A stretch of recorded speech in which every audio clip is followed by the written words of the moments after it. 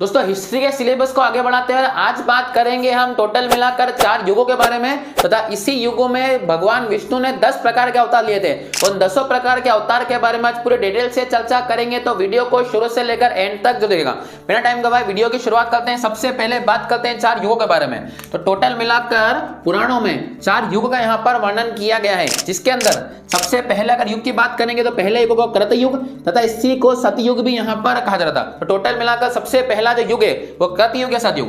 दूसरे युग की बात करेंगे त्रेता युग, तीसरा युग कहलाएगा द्वापर युग और जो चौथा युग कहलाएगा आपका कलयुग। तो टोटल मिलाकर पुराणों में 4 युगों का यहाँ पर वर्णन किया गया है। सबसे पहले युग की बात करेंगे तो कृतयुग या सतयुग। अब अगर हम सतयुग के टोटल मिलाकर समय की बात करते हैं तो हर युग का समय 4,32,000 था, लेकिन इसको लोगों ने इतने ज्यादा पुण्य, इतनी ज्यादा भगवान की भक्ति की, इसका समय टोटल मिलाकर 4 गुना हो गया। या फिर अब इसको ऐसे भी रिलेट कर सकते हैं कि सतयुग में विष्णु भगवान ने टोटल मिलाकर 4 अवतार लिए थे, इस कारण इसका समय 4,32,000 से 4 गुना। इसका मतलब सतयुग कृतयुग का या सतयुग का जो टोटल समय होगा वो हो जाएगा आपका 17,28,000 साल। ये कहलाएगा आपका सतयुग। अब इसके बाद सतयुग के बाद जो अगला युग है उस युग को कहा गया त्रेता युग। त्रेता युग का समय 4,32,000, लेकिन अब हर युग में, हर बढ़ते युग में धीरे धीरे पाप अत्याचार बढ़ने लगे थे, तो समय धीरे धीरे घटना यहाँ पर शुरू हो चुका था। इसलिए जो दूसरा युग त्रेता युग था इसका समय 4,32,000 इंटू 3, इसका मतलब केवल 12,96,000 साल हो चुका था, क्योंकि इस समय पाप अत्याचार धीरे धीरे, हर पिछला युग अगले युग से ज्यादा बेकार माना जाता था। उस समय विष्णु भगवान ने टोटल मिलाकर 3 अवतार यहां पर लिए थे। तीसरे युग की बात करेंगे तो तीसरा युग कहलाएगा आपका द्वापर युग। द्वापर युग का समय फिर वही 4,32,000 तो रहेगा, लेकिन इंटू 2, क्योंकि यहां पर अवतार कितने हुए थे 2, और धीरे धीरे वापस से पाप और अत्याचार पिछले युग से यहां पर बढ़ना शुरू हो गए थे। अब टोटल मिलाकर 8,64,000। वो जो चौथा युग यहां पर कहा गया है इसे कलयुग माना गया है। वो चौथे युग कलयुग का समय केवल 4,32,000, लेकिन इसमें पाप और अत्याचार इतने ज्यादा बढ़ जाएंगे, भगवान की भक्ति इतनी खत्म हो जाएगी कि इसमें केवल एक ही अवतार होगा, इसलिए इसका समय सबसे कम माना गया है। लेकिन सबसे बुरा युग जिसको माना गया है, इस सबसे बुरे युग को कलयुग यहां पर माना गया है। तो टोटल मिलाकर पुराणों में 4 युगों का यहां पर वर्णन किया गया है। सबसे पहले सतयुग, त्रेता युग, द्वापर युग, कलयुग, जिसमें सबसे ज्यादा समय सतयुग का मिलेगा, सबसे कम समय आपको मिलेगा कलयुग का। उसके बाद आगे बढ़ते हैं। अब जो मैं इंफॉर्मेशन दे रहा हूं उस इंफॉर्मेशन को थोड़ा ध्यान से यहां पर सुनिएगा। अगर आप चारों युग मिला दोगे, सतयुग का समय, त्रेता युग का समय, द्वापर युग का समय, कलयुग, इन चारों युगों को अगर मिला दिया जाए तो इससे बनता एक दिव्य युग। जी हाँ, चारों युगों के समय को अगर मिला दिया जाए तो यहां पर बनता एक दिव्य युग। अब ऐसे अगर 71 दिव्य युग बनते हैं, ऐसे 71 दिव्य युग बनते हैं तो उस समय को बोलते हैं मनवंतरा। मनवंतरा या फिर इसे कल्प कहा जाता है। जी हाँ, मनवंतरा या कल्प कहा जाता है, और इसी कल्प को ब्रह्मा जी का एक दिन यहां पर माना जाता है। जी हाँ, ब्रह्मा जी का एक दिन 71 दिव्य युग के बराबर है। इसका मतलब इसे ही कल्प कहा जाएगा। तो यही कल्प ब्रह्मा जी के एक दिन के बराबर माना जाता है, और ऐसा मानते हैं कि हर कल्प के बाद में पूरी पृथ्वी का विनाश हो जाता है और वापस से नई पृथ्वी यहां पर बनती है। तो टोटल मिलाकर यहां पर 4 युग हो जाएंगे। इन चारों युगों को अगर आप मिलाएंगे तो यहां पर बनेगा दिव्य युग। इससे 71 दिव्य युग, आप समय की कल्पना कीजिए, 71 दिव्य युग जब मिलेंगे तब बनेगा एक मनवंतरा। एक मनवंतरा मिलकर बनेगा कल्प, और यही कल्प ब्रह्मा जी का एक दिन के बराबर होगा। और कहीं कहीं ऐसा भी लिखा है कि ब्रह्मा जी का एक दिन उतने समय में विष्णु भगवान केवल पलक झपकती, इतना कम समय होगा उनका। तो टोटल मिलाकर यहां पर मिलाएगा। अब मैंने आपको बताया जैसे ही कल्प होगा तो पूरी पृथ्वी का क्या हो जाएगा, यहां पर विनाश, यानी कि पृथ्वी खत्म हो जाएगी और फिर से यही साइकिल चलती रहेगी। तो ये जो पृथ्वी की साइकिल है ये हमेशा इसी प्रकार चलती रहती है। अब टोटल मिलाकर हम अवतार की बात करते हैं तो टोटल मिलाकर विष्णु पुराण में इस बात का वर्णन किया गया है कि विष्णु भगवान ने टोटल मिलाकर 10 अवतार लिए थे, जिसके अंदर सतयुग या कृतयुग के अंदर 4 अवतार थे, त्रेता युग के अंदर 3 अवतार थे, द्वापर युग के अंदर 2 अवतार थे, और वहीं अगर कलयुग के अंदर बात करेंगे तो केवल एक ही अवतार मिलेगा। आप सभी ने नाम सुना होगा, कल्कि अवतार, भविष्य का मानुष्य कहा जाएगा। चलिए एक एक करके चर्चा करते हैं। सबसे पहले लिया गया विष्णु भगवान का अवतार मत्स्य अवतार। ऐसा माना जाता है कि जब पृथ्वी खत्म होने वाली थी, पूरे तरीके से समाप्त, यहां पर जो अत्याचार था वो इतना ज्यादा बढ़ चुका था, जब 4 युग खत्म हो गए थे, जब कल्प खत्म होने वाला था, कलयुग अपने चरम पर था, तो वहां पर सबसे पहला लिया गया मत्स्य अवतार। मत्स्य अवतार के समय एक राजा थे जिनका नाम था राजा सत्यव्रत।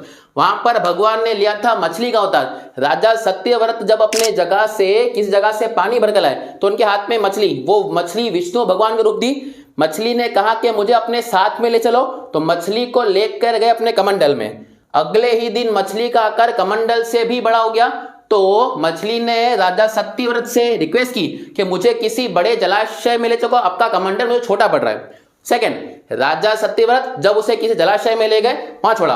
अगले दिन जब जलाशय आकर देखते हैं तो जलाशय के बराबर मछली हो जाती है।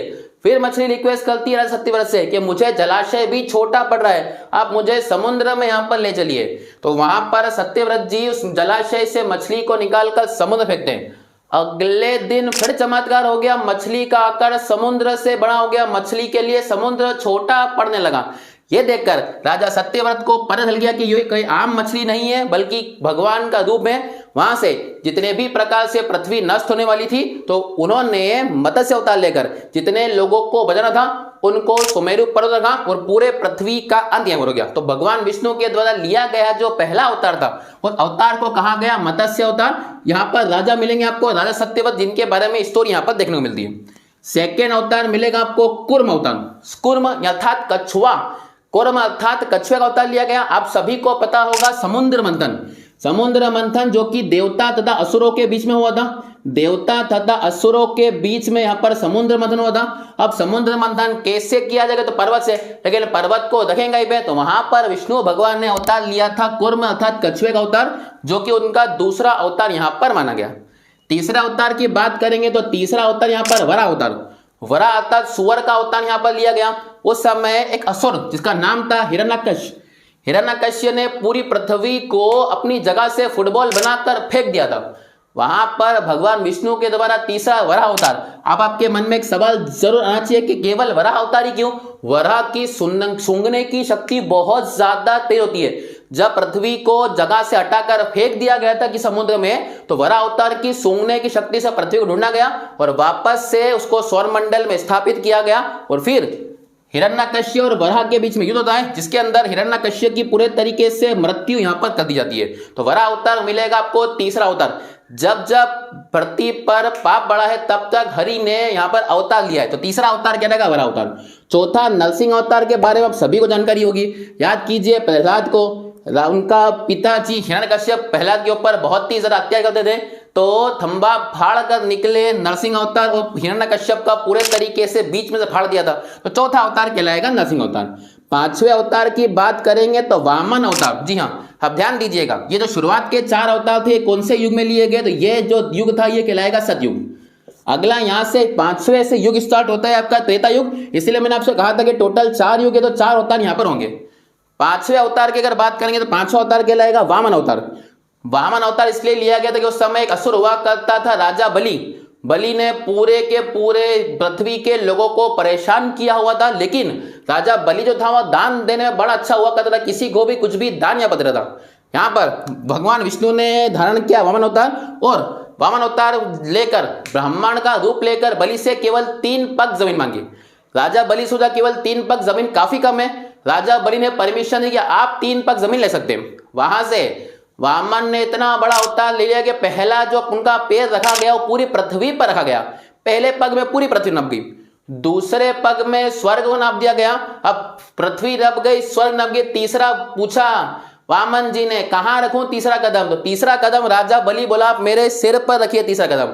इस बात से वामन अवतार अर्थात विष्णु भगवान खुश हुए और उनको आशीर्वाद देकर यह कहा कि आज से आप पूरे के पूरे पाताल लोगों को संभालोगे, पाताल लोक के मुख्य आप कहलाओगे। उन्होंने जैसे पैर रखा तो बलि जो थे वो पूरे तरीके से पाताल में संभाल थे और पाताल का जो अधिकार था वो किसको सौंप दिया गया? राजा बलि को सौंप दिया गया। तो यहाँ पर 5वां अवतार मिलेगा आपको वामन अवतार।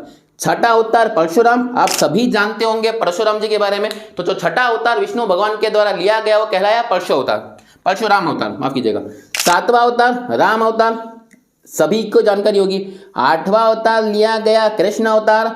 9वां अवतार जो कहलाएगा वो कहलाएगा बुद्ध अवतार। और जो अंतिम अवतार यहाँ पर लेने वाले हैं, जो कलयुग का जब अंत होने वाला होगा, जब कलयुग अपने चरम पर होगा, तो वहां से अवतार लिया जाएगा कल्कि अवतार। अब एक बात को थोड़ा सा नोटिस कीजिएगा, कलयुग का समय के बारे में अगर जानकारी दें तो यहां पर मैं आपको बताया द्वापर युग। द्वापर युग का अंत 2 दो यहाँ पर अवतार होंगे, कृष्ण अवतार, बुद्ध अवतार। इसका मतलब बुद्ध अवतार के बाद में ही क्या खत्म हो गया होगा? द्वापर युग। बुद्ध के जन्म के, बुद्ध की मृत्यु के बाद में क्या शुरू होगा? कलयुग। यहाँ पर कलयुग। अब कलयुग का समय कितना होता है? 4,32,000 होता है।